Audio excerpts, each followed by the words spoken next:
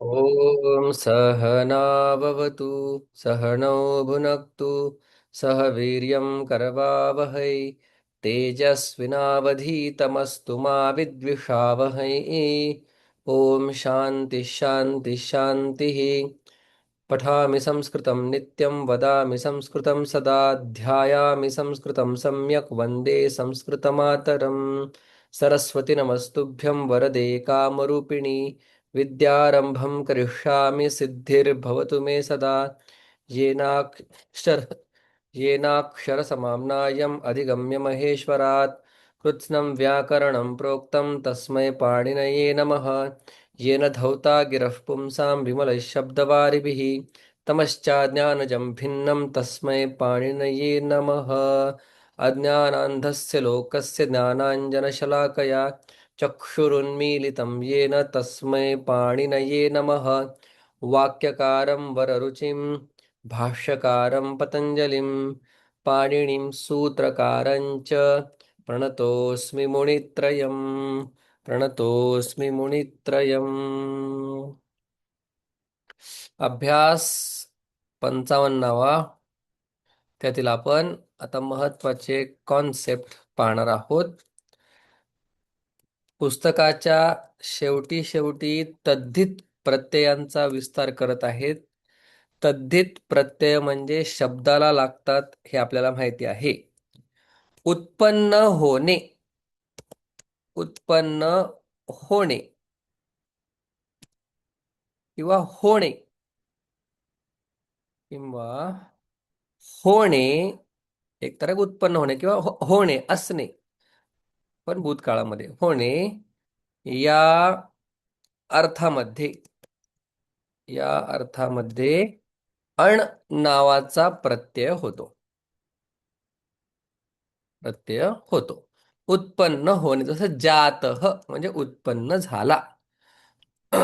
बघा, एकच नियम ह्याच्यामध्ये मुख्य ते सांगतात की या अण प्रत्ययाचा काही शब्दांबरोबर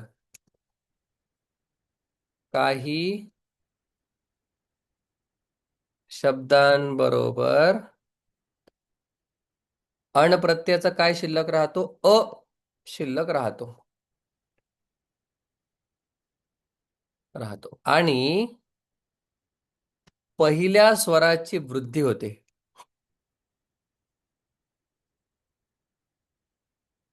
वृद्धी होते. दोनच नियम आपल्याला ते सांगतात. उदाहरणार्थ, सिंधू म्हणजे काय? समुद्र. आणि सिंधू मध्ये उत्पन्न झालेला. मग आता त्या ई ची वृद्धी काय होणार? ऐ. मग तो झाला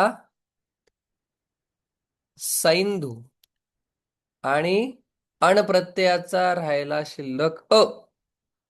मग त्या ऊ च्या पुढे अ आल्यामुळे त्या ऊ चा झाला व आणि शब्द झाला सैंधवः. सिंधू वृद्धी झाल्यामुळे झाला सैंधू. आणि उत्पन्न होणे हा अर्थ सांगायचा असल्यामुळे काय झाला? अण प्रत्यय लागला आणि अण प्रत्ययाचा राहिला अ शिल्लक. ऊ च्या पुढे अ आल्यामुळे ई च्या जागी य, ऊ च्या जागी व होऊन झाला सैंधव शब्द. मग सैंधव शब्दाचे दोन अर्थ आहेत. एक अर्थ आहे आपल्याला सर्वांना माहिती आहे, मीठ. हा हो. अर्थ आहे सैंधवाचा, कारण की समुद्रापासून उत्पन्न खाऱ्या पाण्यापासून होतं म्हणून सैंधव. किंवा दुसरा अर्थ आहे घोडा. सैंधव शब्दाचा अश्व. कदाचित समुद्र मंथनातून घोडा आला होता का? बहुतेक येस. हो हो, अश्व आलं हा, होतं. त्याच्यामुळे त्याला सैंधव असं सुद्धा नाव पडलेलं आहे घोड्याला. तर घोडा आला होता की हत्ती आला होता? ऐरावत ते आले हे ना. दोन्ही होते बहुतेक, एवढं आठवत नाही मला. नाही नाही, अश्व पण आले. हा, आले सर. दोन्ही. बर, सिंधू सैंधव. बर, मथुरा कधी कधी काय होतो, अ होतो. मथुर हे जे गाव आहे ते मथुरा, त्या मथुरेमध्ये उत्पन्न झालेला, मग अ ची वृद्धी काय होते, आ, हा. शब्द बनला माथुर. मथुरेमध्ये म्हणजे जन्म झालेला. पुढं सांगतात ते अं, कान्यकुब्ज. पुन्हा एकदा हे देशाचंच नाव असावं. कान्यकुब्ज, कान्यकुब्ज या ठिकाणी उत्पन्न झालेला, असा. म्हणजे फक्त अ प्रत्यय लागतोय, पण त्याचे ठरलेले शब्द असणार आहेत किंवा सेट ऑफ वर्ड्स असणार आहेत, त्याच्याबरोबर तो होतो. बर, ते सांगतात. अं, दुसरा दुसरा प्रत्यय, त्याच्यामुळे आपण याला आपण ओ ओ ओ दुसरा म्हणतात. काही असे जे शब्द आहेत, त्या शब्दांच्या शेवटी, आता हीच पद्धत, याच पद्धतीने ते आपल्याला सांगू शकतात, कारण की पूर्वीचे सूत्र वगैरे आपल्याला काय माहिती नाहीत. त्याच्यामुळे जिथे जिथे शब्द येतील त्या त्या शब्दांचे नियम ते सांगत चालतात.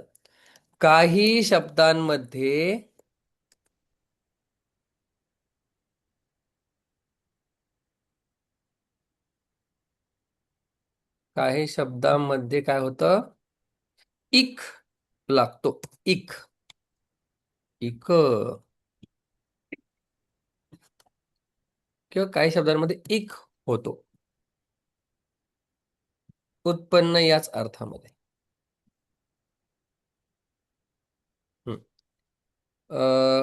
पहिल्या स्वराला वृद्धी होते, याच्याविषयी काही शंका नाही. मासे भव, मास म्हणजे महिना.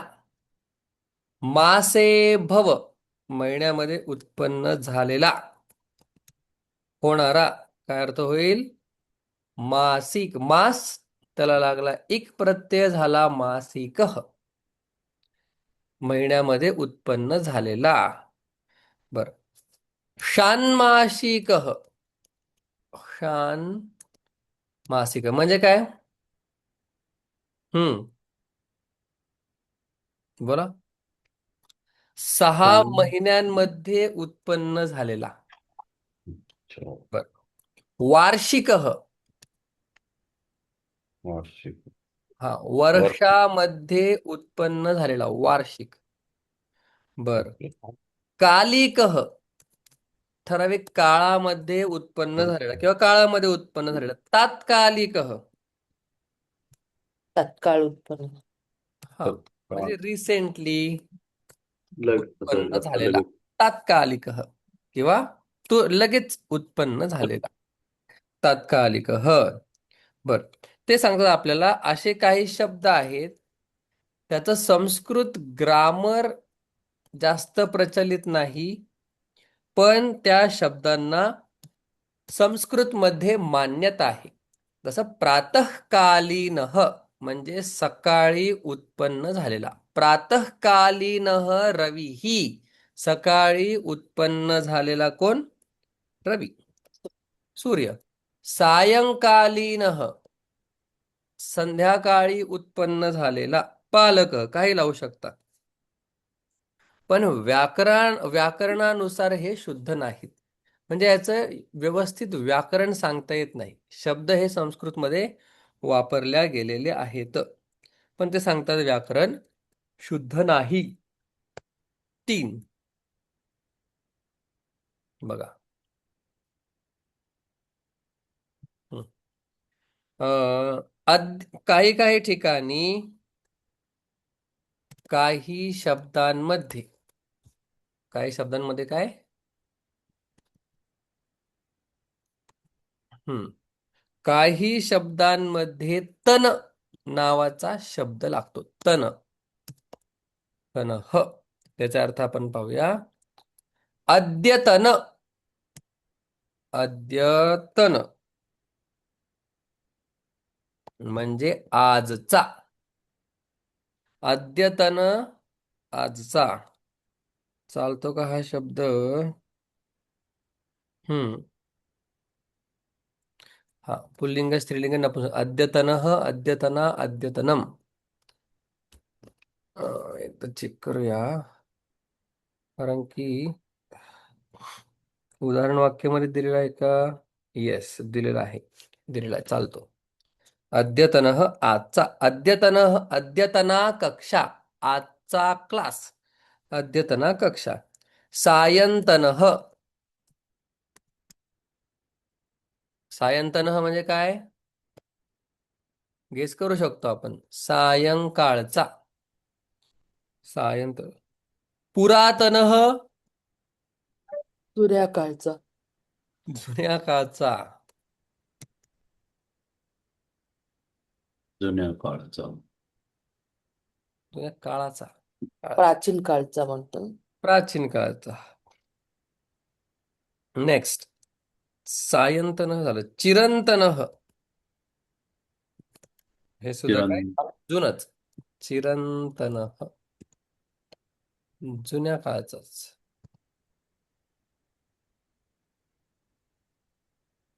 जुन्या काळचा. बर. इदानींतनः म्हणजे आत्ताचा. आताच. अब का. इदानींतनः आत्ताचा.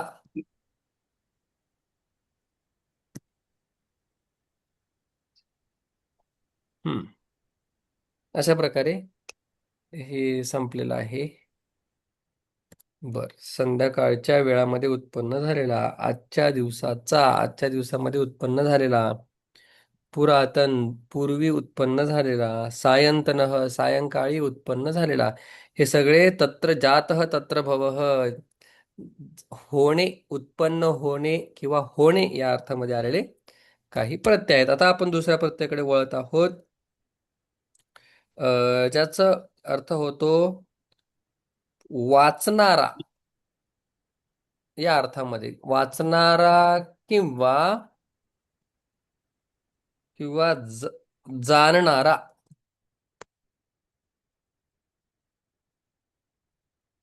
वाचणारा किंवा जाणणारा या अर्थामध्ये अ किंवा आ. जाणणारा या अर्थामध्ये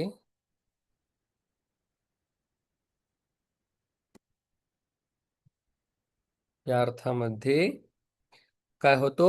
अ किंवा इक असे दोघांपैकी एक प्रत्यय होतात. अ किंवा इ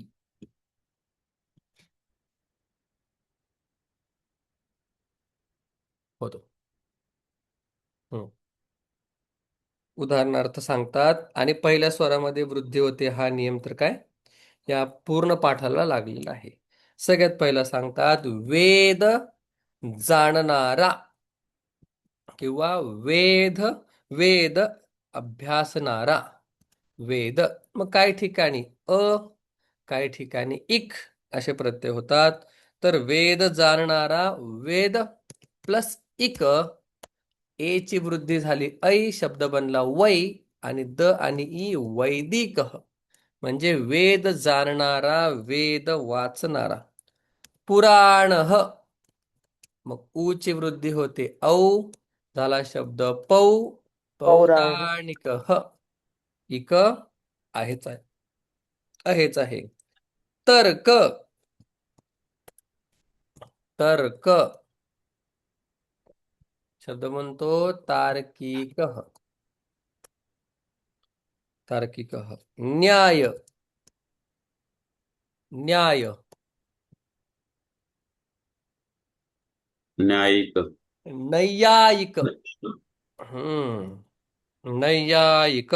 न्याय त्या याला नैयायिक. नियम वगैरे असणार आहेत बरेचसे. नैयायिक. म्हणजे न्याय जाणणारा. 6 शास्त्रांपैकी एक अतिशय स्ट्रॉंग, प्रबळ, एकदम ताकदवान शास्त्र म्हणजे तर्कशास्त्र. तर्कशास्त्र जर आपल्याला कळायला लागलं तर आपण बोलण्यात फार हुशार होऊन जातो. छोटंसं पुस्तकापासून सुरुवात करतात आपल्या परंपरेमध्ये. एकदम छोटंसं पुस्तक आहे. हम्म, यो. तर्कसंग्रह. किती सोपं नाव आहे. तर्कसंग्रह एकदम छोटंसं पुस्तक, अन्नम भट्टाचार्यांचं. पण ते खूपच ताकद आहे. पृथ्वी पृथ्वी पृथ्वी कशाला म्हणायचं? पृथ्वी तत्व. पाणी कशाला पाणी म्हणायचं? प्रत्येक शब्दांच्या अतिशय डोकं लावून तयार केलेल्या व्याख्या आहेत त्या.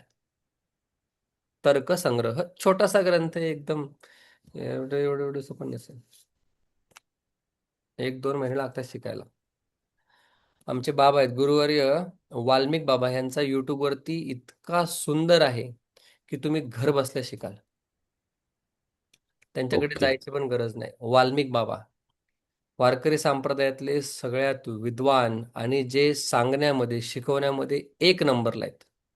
म्हणजे हे बाकीचे ग्रंथ जे अ, वेदांत वेदांत किंवा उपनिषद हे शिकण्यासाठी लागणारे जे ग्रंथ असतात ते सांगण्यामध्ये अतिशय पटाईत आहेत. ठीक आहे, त्यांची लिंक पाहिजे तुम्हाला मी पाठवून देईन. वाल्मिक बाबा अतिशय सुंदर. एक त्यांचा रसननुवाद कौमुदी पण आहे. माझ्यापेक्षा 100 पट चांगली शिकवलेली असेल. खूपच म्हणजे ते शिकवण्यामध्ये तरबेज आहेत एकदम. साधे संन्यासी आहेत. जाऊ दे, कुठे चाललंय. नाही ऐकत तार्किक ते तर्कसंग्रह फार छान शिकवतात ते. त्यांचे तर्कसंग्रह अवेलेबल आहेत. पूर्ण एक एक दिवस पण खाडा नाही, असं एकानंतर एक एकानंतर एक. तुमच्याकडून काही मिस होणार नाही असं आहे. फक्त तुम्हाला रोज ऐकायचं. व्याकरण. व्याकरण त्याला म्हणतात वैयाकरणीय.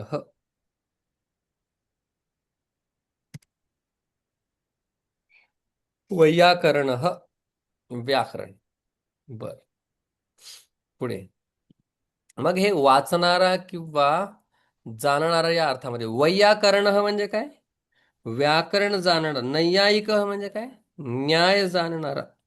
प्रथम स्वरामध्ये वृद्धी होते आणि काही थोडे थोडे नियम लागतात. सगळेच नियम काही त्यांनी दिलेले नाहीत, शब्द मात्र दिलेत. तसे आपण शब्द किंवा नियम बनवू शकतो. आपल्या समोर आल्यानंतर ओळखू शकतो. ओळखलं तरी भरपूर आहे, आपल्याला बनवायचं काय नाही. दिलेलं आहे ते समजून घ्यायचंय पहिला, नंतर पुढच्या गोष्टी.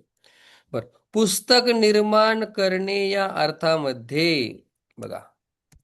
पुस्तक निर्माण करणे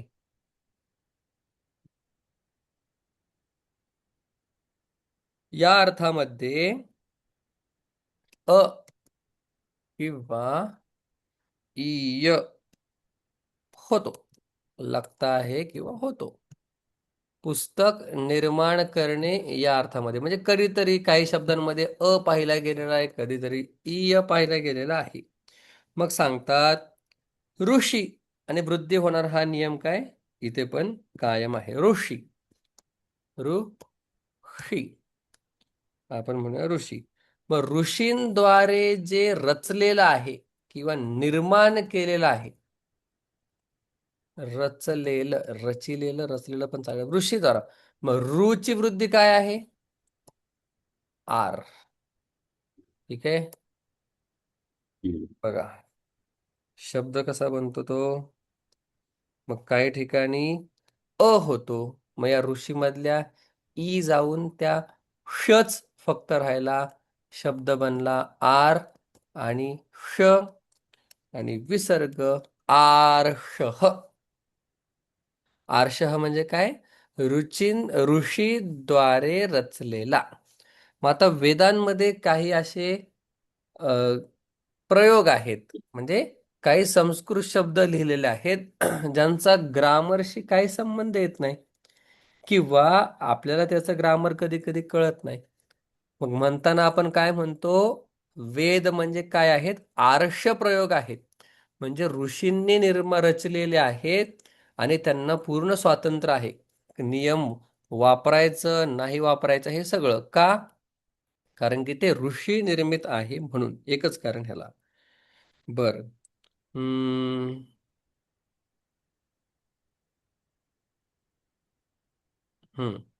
मनु ने रचिलेलं किंवा रचलेलं. मनु रचलेलं. मग मनुस्मृती. त्याची वृद्धी आ. मा. नंतर उ मध्ये व आणि जो व. अ या ठिकाणी सांगितलेला आहे तो अ पुढे आला, त्याला मानव. मानव म्हणजे मनुद्वारे रचलेला कोण आहे? मानव. मान त्याला मान. मानव असं म्हणतात. ऋषींद्वारे रचलेला आर्ष. आता पुढे अजून सोपं येईल बघा. पाणिनी.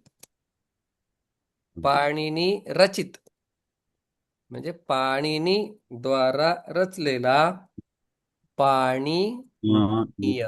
आता या ठिकाणी इय नी. लागतो, काही ठिकाणी अ लागतो. वरचे दोन उदाहरणं अ चे, खालचे दोन उदाहरणं ई चे. पाणिनीय. वाल्मिकीद्वारे रचित म्हणजे कधी वाल्मिकीय. कधी ते रामायण वापरायच्या ऐवजी वाल्मिकीयम असं पण म्हणतील.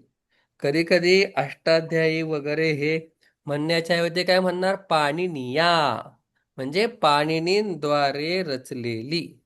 मग वाल्मिकी रचित काय होणार? वाल्मिक. वाल्मिकी कियम वाल्मिकीयम. ना सर? हा, कारण की हा. नपुंसकलिंग शब्द आहे वाल्मिक. रामायण हा जो शब्द आहे वाल्मियम. कियम. वाल्मिकीयम म्हणजे वाल्मिकींद्वारे रचलेला रचलेला ग्रंथ म्हणजे रामायण. रामायण. ऋषींद्वारे रचलेला आर्षप्रयोग. मनुद्वारे रचलेला मानव. मानव आपण सगळे कसे आहोत? मणूचे वंशज आहोत आपण. मणू नंतर मणू आणि शत्रुपा इथून सुरुवात झाली. हम्म. ऍडम आणि ईल असलं काय नाही आपलं. नो स्टोरीज, आपल्याकडे पुरावे आहेत. असो. त्याचा, त्याचं हे किंवा त्याचा हा, त्याचं हे किंवा त्याचा हा या अर्थामध्ये किंवा त्याचं ही या अर्थामध्ये काय म्हणजे थोडक्यात सांगायचं म्हणजे काय, ज्यावेळी आपल्याला संबंध दाखवायचा असतो, संबंध संबंध अर्थामध्ये काय होतो? प्रत्यय होतो. त्या प्रत्ययाला काय अ किंवा इक असे दोन, म्हणजे कधी कधी अ आपल्याला पाहायला भेटतो, कधी कधी इक आपल्याला पाहायला भेटतो. कुठल्या अर्थामध्ये? संबंध. ज्यावेळी आपल्याला संबंध दाखवायचा आहे, पहिल्या स्वराला वृद्धी होते. हे काय आपल्याला वेगळं सांगायची गरज नाही. तर सांगतात पुढे ते की संबंध. मग दिवस, दिनाच्या संबंधी काही असेल तर आपण काय बोलणार त्याला? बघा, दी मधल्या ईला झाला, ईची झाली वृद्धी, वृद्धी. आई. आई.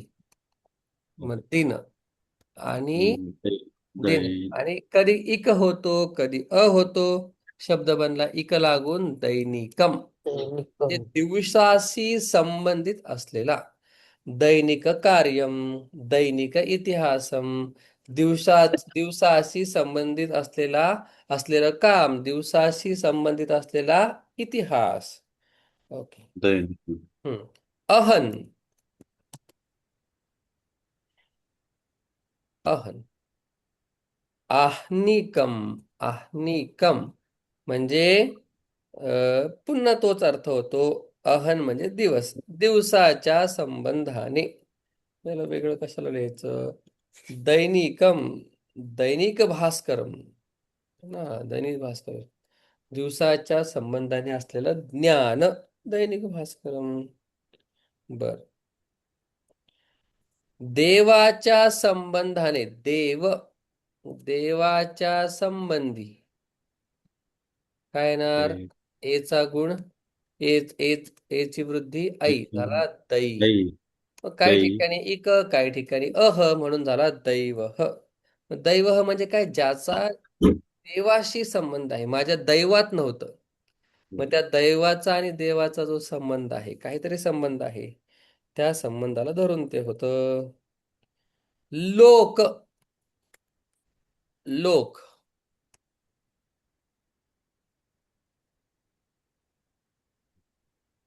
ओचा, ओची वृद्धी औ आणि औ. लौकिक म्हणजे ज्याचा लोकांशी संबंध आहे तसा. तो भौतिकः.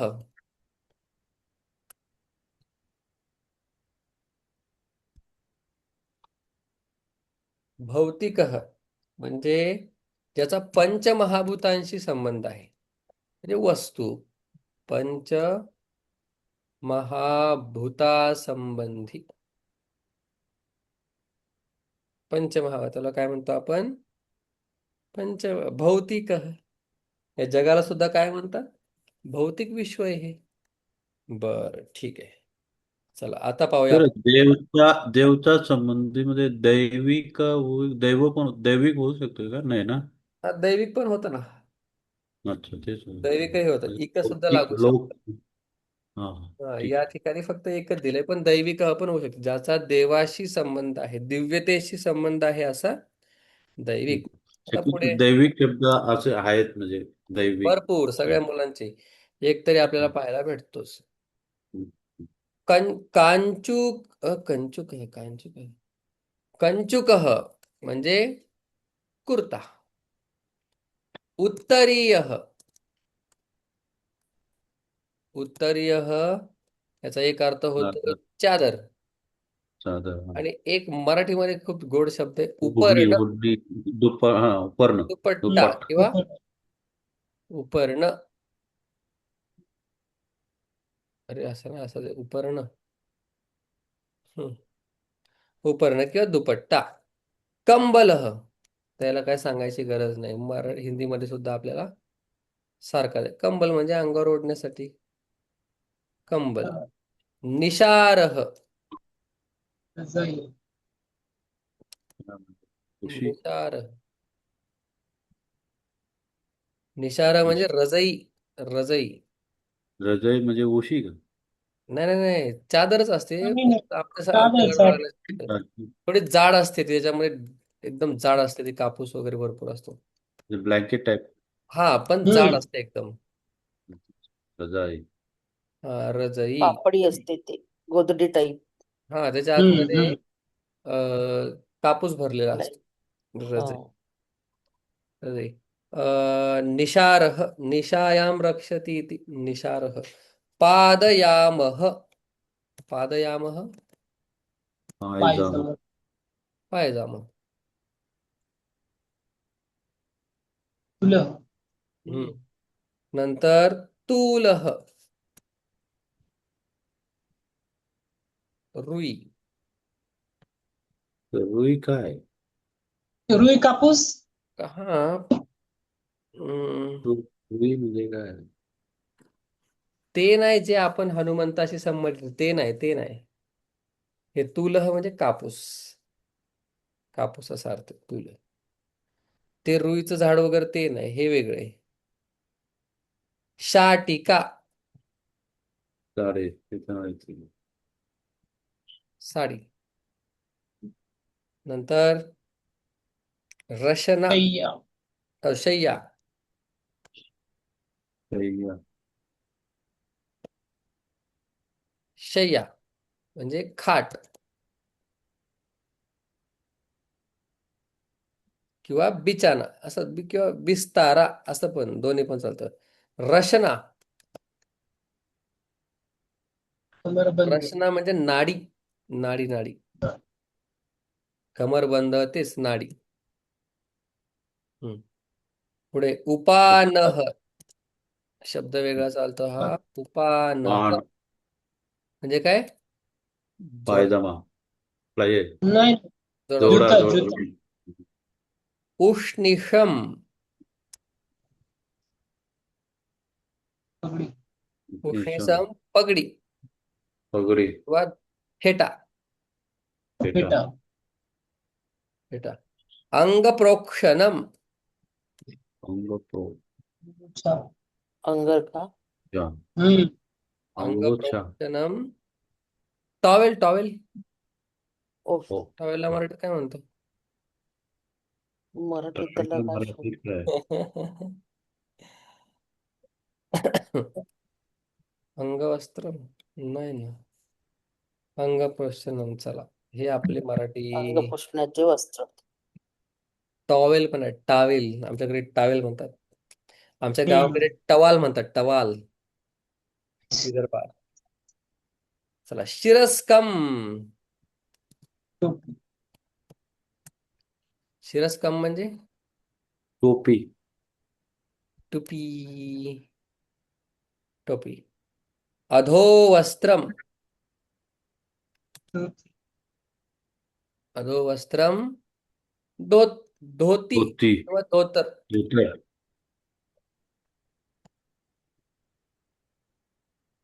ठीक आहे. धोतर किंवा धोती. देन मुख प्रोक्षणम. अधोवस्त्रम धोतर. मुखप्रोक्षणम म्हणजे रुमाल. रुमाल. रुमाल. रुमाल. कटिसूत्रम. कडदोरा. हम्म. कटी सुत कडदोरा का? कटदोरा. कटदोरा हा कमरेचा बोल ना तो. कमरेला बांधतात. हा. किंवा दुसरा शब्द आहे करधनी. जाऊ दे, एकच घेऊया. उपधानम. करधनी. करधनी म्हणजे काय? करधनीत करगोडाच असेल सर. हम्म. मेखला. मेखला तकिया. ते लेडीज लोक. तक्क्या. मराठीमध्ये तक्क्या तो बोलतो. उशी येत. तक्क्या. आणि उशी. उपधानम. उपधानम.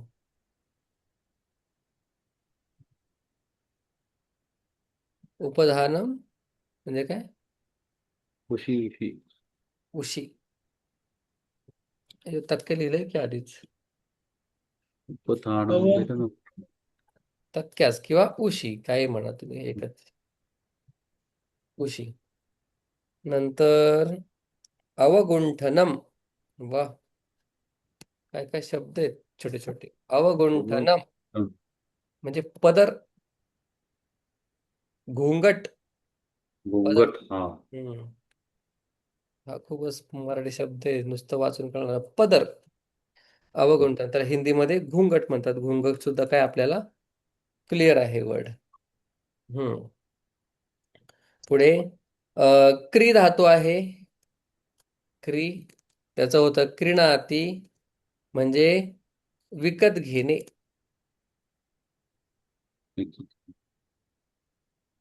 विकत घेणे. विक्रीणाती सोपं आहे, बोला. विकणे. हा, विकणे. बंध. बोला. बंध. बांधणं. बंध म्हणजे सर बांधणे.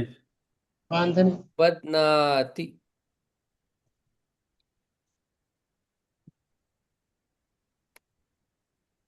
बदनाती सगळे एकाच पद्धतीने चालतात. बद्धनाती नाही, बदनाती. नुसतं ध. बदनाती. नंतर मंथ. मंथ त्याचं काय होणार? मथना. मथनाती. मथना ती. मथनाती. मंथनाती म्हणजे सर मंथन ढवळणे तेच अर्थ हा, होतो ना. मंथन करणे. मंथन ढवळ. घुसळणे.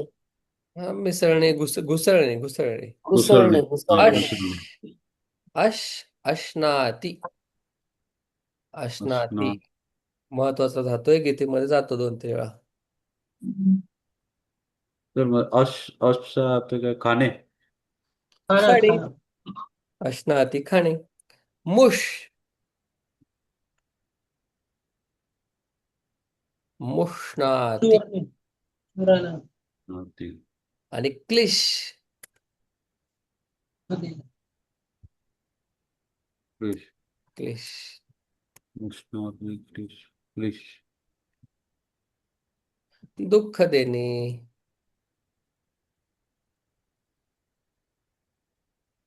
दुःख देणे. आता ते सांगताना आपल्याला सांगतात क्रिणाती हा जो धातू आहे ते बघून घेऊया आपण. क्रिणाती हा जो धातू आहे हा काय परस्मै पदामध्ये आहे. आणि विक्रिणाती हा धातू काय आहे आत्मनेपदामध्ये. एवढंच त्यांनी सांगितलेलं आपल्याला. क्रिणाती टू बाय, टू परचेस. कसं चालतो? क्रिणाती, क्रिणीतः, क्रीणन्ति, भरपोती क्रिणासि, आहे ते. क्रिणीथः, क्रिणीथ, क्रिणामि, क्रिणावः, क्रिणीवः, क्रिणीमः. आणि त्याच क्रीला जर आपण काय केलं वि उपसर्ग लावला आणि क्री.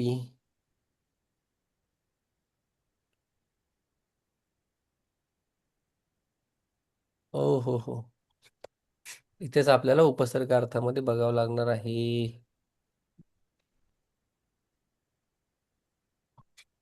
क्रीणाती देव